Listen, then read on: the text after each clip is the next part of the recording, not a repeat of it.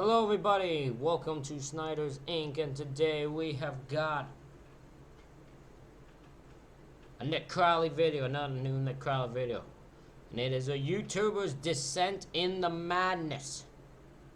What has happened to this YouTuber that made descend in the madness? We are going to find out, ladies and gentlemen. I need y'all to hit the like button, hit the subscribe button, comment your thing down below. Let's go. Oh, hi. I see that you're all jammied up and snuggled down for the night. But you're not asleep yet, are you?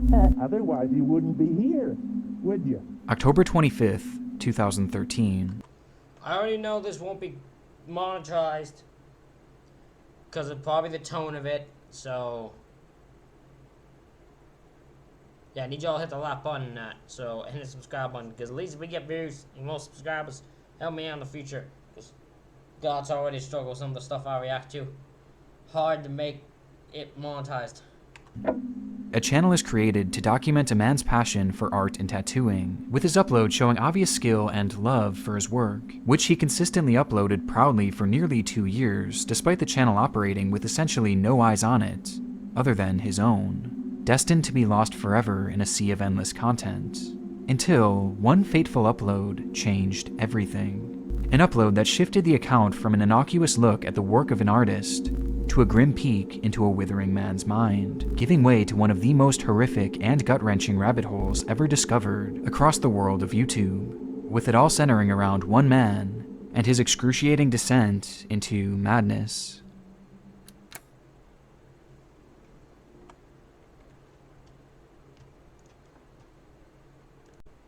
Sorry about that, I had to check something, I had to think, because as of this moment, from this video's on, I'm going to look at PayPal.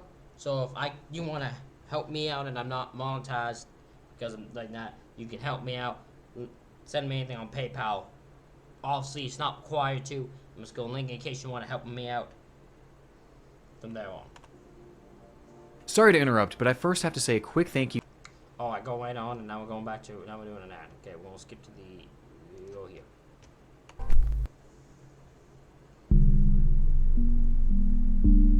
Despite this case eventually devolving into one of the more grim rabbit holes anywhere across the internet, its origin is actually far from it. Been hard work, buddy? Or hard sleep? Hard sleep? In October of 2008, Ricard Siagian would post his first video to the platform, showing the world his brand new baby, Palu, or as he called him, his son and only. The channel served essentially as a time capsule for Palu's life, as over the next 2.5 years, Ricard would continue posting consistent videos of his son growing up before his eyes. Hi, Palu. Come here. Palu. Going from an infant to a little boy who could walk, talk, and even paint. Walk. Walk. What? I'm looking. Walk. I'm looking. Which made Ricard especially proud. Throughout his life, art was Ricard's calling, and it wasn't just one type either, as he explored seemingly every single medium there was. He went from an experimental musician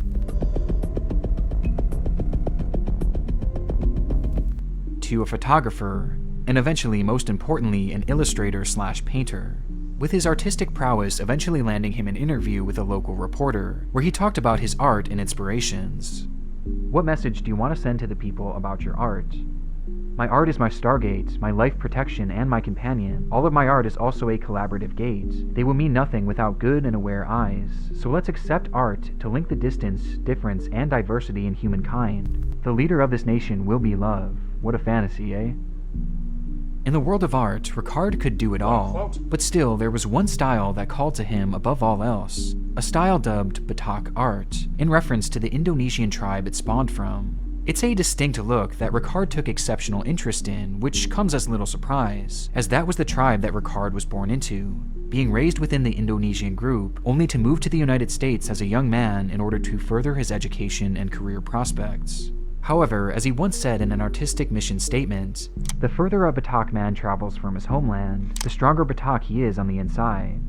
Moving to New York City in the early 2000s and working odd jobs to make ends meet, Ricard eventually settled in Philadelphia, where he tattooed on the side and found full-time employment at a chocolate factory. During this time, he was actively trying to meet and engage with new people, as you can still find one of his posts on a website called couchsurfers.com, where he mentions how he's looking to meet new people, while also stating in broken English, "I want to do things that when the last breath is approaching, I will still be able to smile," and answer the question, "What is one amazing thing you've done?" by simply saying the word, "lived." But most noteworthy about his time in the United States was his continuation of Batak-inspired art, which in 2013 he began sharing with what he hoped would become a wider audience.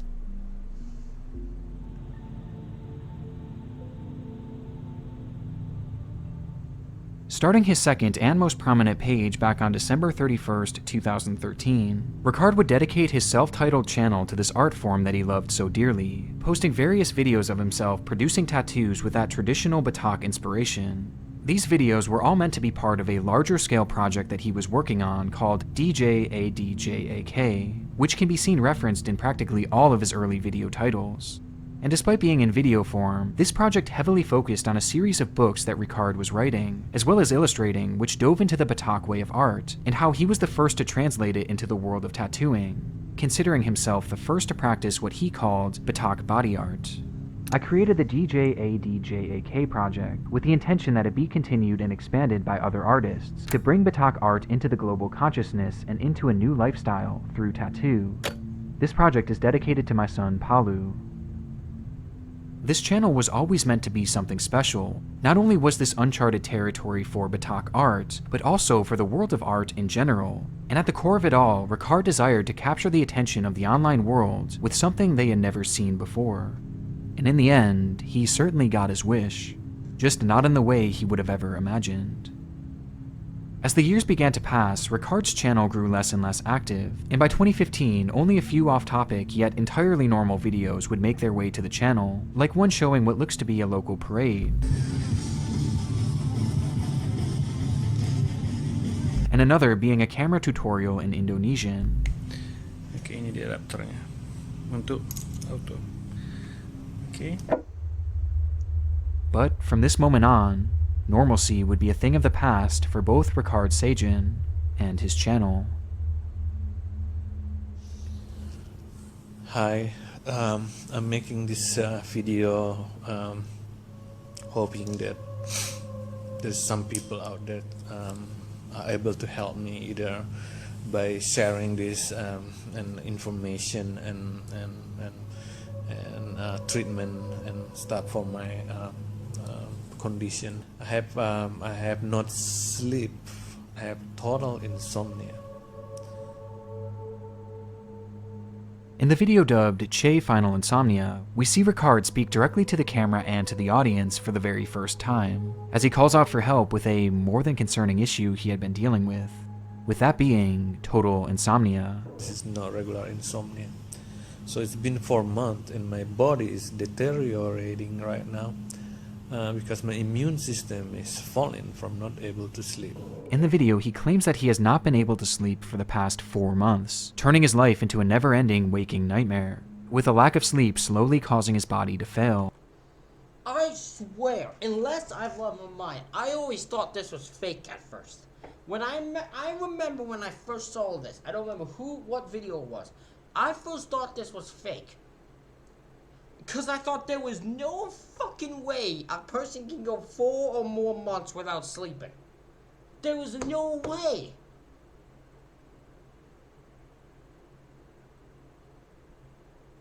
I sort of still think that, but clearly there's an example. I still felt like there was no damn way this could be real. According to Ricard, he had been working a new job in Philadelphia when he developed a standard UTI. Though given that he had no insurance and didn't want to miss time at work already, he reached out to his boss for advice, who just so happened to have a solution. His boss had also been suffering from a UTI fairly recently, and had been given prescription antibiotics that they never ended up using, and so they offered them to Ricard as a kind gesture to spare him from the medical bills. However, upon taking the pills, Ricard immediately experienced intense heart palpitations, along with severe body aches and cramping of his hands. Heart palpitation and my hand, both of my hand was crooked like that. The symptoms were concerning, but given the position he was in, Ricard felt as if he had no choice but to keep taking them, until that medication ran out, and his treatment came to an end. though his symptoms did not. From that moment on, Ricard strangely lost his ability to sleep throughout the night, and was left only able to get around 2 hours of sleep at most per day, with Ricard describing the sleep as painful, as his body would jolt every time he began to drift off, causing extreme discomfort and pain. And after 4 months of this, he had grown impossibly exhausted and utterly desperate, with the lack of sleep being apparent just by looking at the man. But the story gets even deeper from here, as he explains how the insomnia started when he traveled back to his home in Indonesia in order to say goodbye to his dying mother, only for his body to start decaying while overseas, to the point that he had become bedridden and was now essentially trapped in Indonesia, an entire world away from his son. I need life. I have my sons in Philadelphia now. I left him. I have no choice. Because I don't want to leave him. I need life. I need to survive. I don't want him to lose me. I don't want to lose him. By the time of this upload, he was so desperate for sleep that he offered to be a guinea pig for any doctor out there to try anything on him, anything that might give him hope to sleep once again, before ending things off on a line that encapsulates just how dire things were becoming in his mind. Let me give you one sample of how desperate I am for sleeping right now. I will give away, this is just comparison, I will give away my two legs from my thigh, cut it, take it as an exchange for sleeping even though 3 hours a day. This bombshell came out of nowhere. 1 minute, Ricard was enjoying his life, and the next, this impossible medical event is threatening his very existence. And as shocking as it may seem, what Ricard is experiencing isn't totally unheard of. Excuse me? Silvano and the others were unable to drop into a deep REM sleep, and sleep medications only accelerated their restless descent toward death. Despite coming in a few different classifications, fatal insomnia is a very real disease that affects the brain, causing an inability to sleep that only gets worse over time. This lack of sleep then leads to a significant decrease in cognitive function, which induces symptoms of paranoia and a slew of other mental issues, until the person affected with the disease begins flat-out hallucinating, growing disconnected and confused with the world around them. And all the while, the body is slowly decaying, as it grows too weak to move, before the disease ends the way it always does, in certain death. It's worth noting that this is incredibly rare, almost unheard of, but what makes Ricard's case even more bizarre is that in practically all fatal insomnia cases, the disease is genetic, and lives dormant within the patients for their entire lives. But in Ricard's case, he had no family history of it, and the symptoms instead developed after he had supposedly taken antibiotics from his boss, with it later being revealed that said drug was one called ciprofloxacin. This is noteworthy given that ciprofloxacin, or Cipro, has long since been linked to a variety of bizarre and sometimes life-altering side effects, with the onset of these symptoms being known as getting floxed. Avelox, Cipro, and Levaquin may cause peripheral neuropathy, severe nerve damage, or serious eye injuries, and those injured may be entitled to compensation. Severe nerve damage forced Laura to live with chronic pain and robbed her of the ability to work or travel. Within a week of starting the medication, I was completely crippled. I had to physically crawl. The drug itself has never been linked to fatal insomnia, but it has been known to cause a variety of other neurological issues, and Ricard was convinced that a bad reaction to it is exactly what caused his ailment. If what Ricard is saying is to be believed, then his fatal insomnia is unlike anything known to the world of science. But based on similar conditions, it is fully apparent that if things continued in this direction, well, Ricard wouldn't last long. This was something that he was well aware of too, as soon after, another video was posted by Ricard in which he described his condition more in depth, while acknowledging that his days are most likely numbered. I'm gonna tear down and dying anyway, and until I lost all my power from not sleeping and from losing my immune system. On top of this is an insane situation. An honestly insane situation. Because if we're going to go if this is true, which I don't think he's going to reveal to me that it's fake, so I'm going to assume it's true. Imagine just having this condition. Imagine you are so unable to sleep for any amount of hours a day that you pretty much go to the point you die. Like you can't sleep to the point your body shuts down and you just die. That would be terrifying.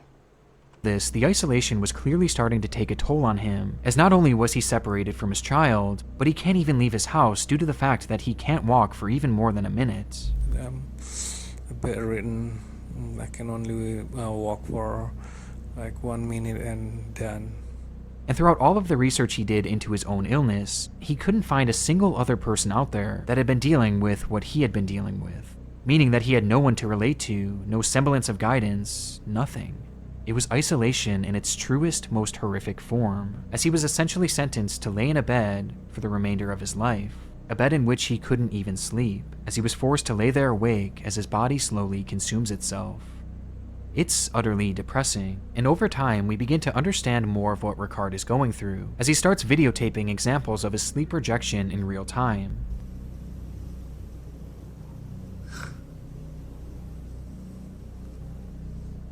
Which he described further in the description as body feedback, jolt, shock accompanied by a quick air gasp, neurological sound in my head like a hip crack, firecracker, or neural slap inside my head, before going on to say, so no sleep ever happened. My brain seems to refuse or ignore it all the time. As a result of that, the inner spinal grabbing pain builds up and a feeling of my whole body being vacuumed, with a sensation of falling from the sky, very violent and tormenting. This event could last for a few hours. If I keep resting by fighting and tightening my body and keeping my eyes closed, the snap will kick back in every 5 minutes until my brain is racing again. On and on. Essentially, the more Ricard tries to sleep, the more pain his body feels, and the longer he stays awake, the more his body begs him to rest. It's a constant war between his body and his mind that can only be summed up as a living hell. From there, he would post numerous other videos showing the effects of the insomnia on his body, including one where dead skin cells can be seen covering his face, as he questions in the description why no health professionals are helping him. Though despite the lack of help and the acknowledgement that the odds were stacked against him, he was still out there actively looking for answers. As aside from his videos, he would post across various forums around the internet, in which he sought out doctors and other victims of this same horrific disease, in pursuit of any information that could help him. Though when this didn't work, he then began doing deep dives into controversial medical practices himself, even creating public playlists to document some of them, with perhaps the most distressing being something called psychic surgery.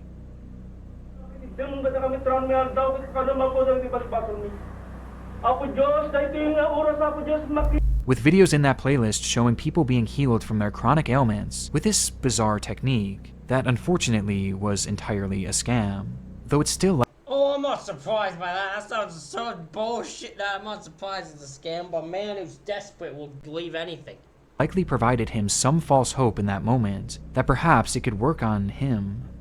Eventually, his efforts would see him post a fundraiser to gain money in the prospect of finding one of these experimental surgeries that could potentially at least give him a chance at life. Though, from the looks of things, it seems likely that very few, if any, ever donated, as at this point, he was essentially talking to no one. And before long, the little morale he had left began to dwindle. My last dream is my son. I feel so embarrassed I cannot raise him. So trying this last hope will be not happen without you guys. And it wasn't just his morale that was slipping, but his mind as well, as suddenly he began to use his channel to post various strange conspiracy theories, talking about aliens, global mind control, the Illuminati, and God. Dan gorila belum ada itu eksperimen. Nah, jadi mereka udah datang ke bumi ini, sering datang ke bumi. Makanya ada Star Wars ya. Star Wars itu bukan bohong itu.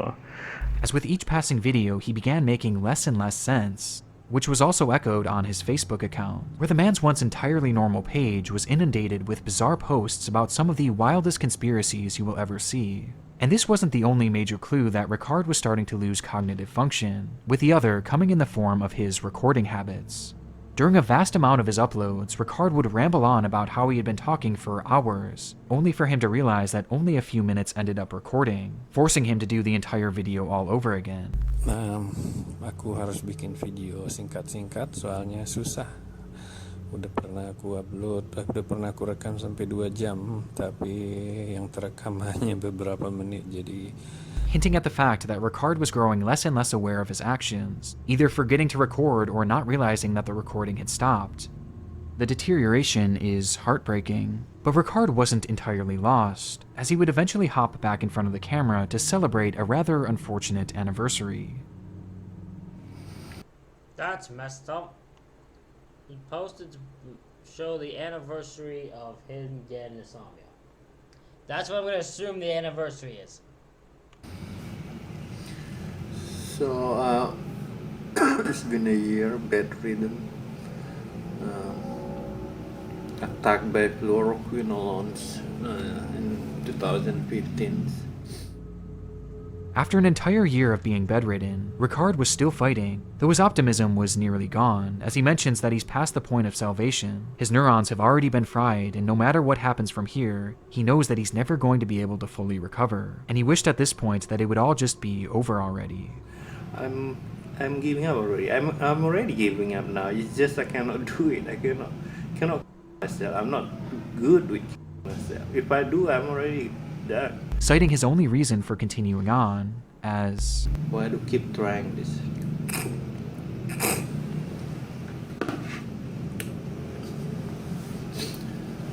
For the sake of my son. Following this, Ricard would focus his efforts on documenting his illness for the world, in the hopes of helping others out there who might develop it as well.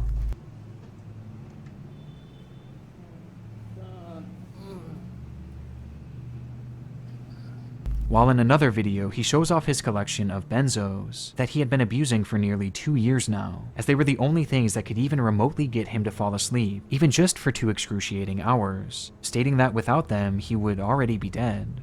Before giving one final call for help in a 2-part video called Message to Neurologists. Thank you, doctor, for listening. Whatever you do, either fail or not, I give it to you. Nothing to fear. Thank you, doctor. Bye. From this upload onward, Ricard would slip back into his nonsensical videos, posting again about God and how the government designed HIV in order to make us all satanic slaves. God, in this case, is just a person, which is, I found out that actually his name is Enki. He came here to this planet before we are exist. Until December 4th, 2016, when he posted a video in a dark room speaking entirely in Indonesian. Orang pengacara yang sangat terkenal dan mahal dan lain-lainnya. Jadi katakanlah ada seorang warga negara apalah ya, katakanlah warga negara Inggris yang menyeludup. So he goes completely incoherent and just starts speaking nonsense in Indonesian. Kan narkoba ke Indonesia. Here, Ricard poses a series of bizarre hypotheticals over the course of this 5-minute rant, with the whole thing being his strangest yet, as it never really gets to any specific point until perempuan atau laki-laki oknumnya ini kita kurang tahu, dan begitulah sistem pembengkokan hukum, dan itu biasanya the video cuts off. As much like before, Ricard seemingly failed to realize that the recording had stopped before he was able to finish what he wanted to say, cutting him off mid-sentence. These were the final words Ricard would ever speak on his YouTube channel, and 5 days later, on the 9th of December, he would pass away, finally giving him his chance to sleep, once and for all. Hi. Ricard's online trail truly is one of the more depressing things I've ever seen on the internet, and what I find most haunting is the juxtaposition of the 2 channels that he owned. Been hard work, buddy? Or hard sleep? Hard sleep? On one hand, he showcases the beautiful progression of life as his son Paulu grows up right before our eyes. Hi, Paulu. Come here. Paulu. While on the other hand, he showcases the haunting deterioration of death in the most disturbing way imaginable, with the most heartbreaking part of it all being that he seemingly passed away without ever getting the chance to hold his son again. But that doesn't mean that he didn't get the chance to say goodbye, as through his cognitive decline he had a moment of clarity, during which he would leave behind a Facebook post for his son to read when he grew older, writing, "I love you, my son. I cannot promise anything right now. That includes my recovery. Just letting you know that you are the most beautiful soul I have ever encountered in my entire life. I was glad to introduce you to this world. One day we will see each other and play again in the place where there is no lies, sadness, pain, and sorrow. Please enjoy your life to the best and don't hurt yourself or others."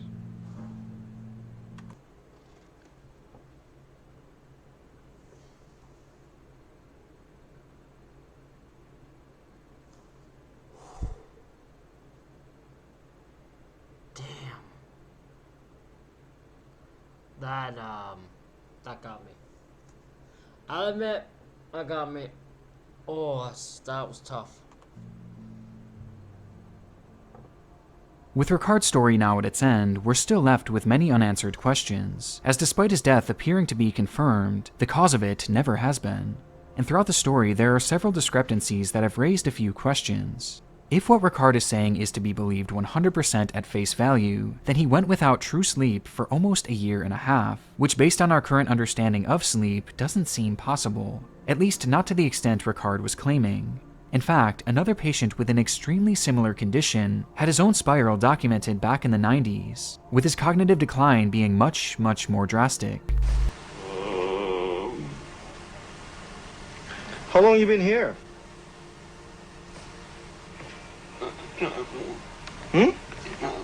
Yeah. How much? 2 weeks. This footage is on par with virtually every other case of fatal insomnia, regardless of its classification, as the last weeks and months of a person's life are spent in a comatose state. Yet, just 5 days before Ricard's death, he was still speaking and holding his camera. One possibility is that he had been dealing with severe but non-fatal insomnia, which came about from the Cipro he took, or perhaps even as a result of the trauma of losing his mother, to which he then simply mistook this for fatal insomnia, with his mind filling in the blanks and convincing himself that he was dying and that he couldn't sleep, perhaps not recognizing that he was actually getting more sleep each night than he realized, with his mind beginning to slip out of control as a result of the long-term abuse of his sleeping drugs, which coincidentally also have major effects on cognitive function. And when it comes to his death, some have theorized that perhaps the insomnia did progress, or his body just couldn't handle the stress of whatever he was dealing with anymore, or even that he took his own life. But at this point, it's really anyone's guess, and though the truth is likely out there somewhere, it's possible that we'll never know for sure what really happened to Ricard Siagen, or how his condition came to be. But whatever the truth is, at least his pain is now finally over.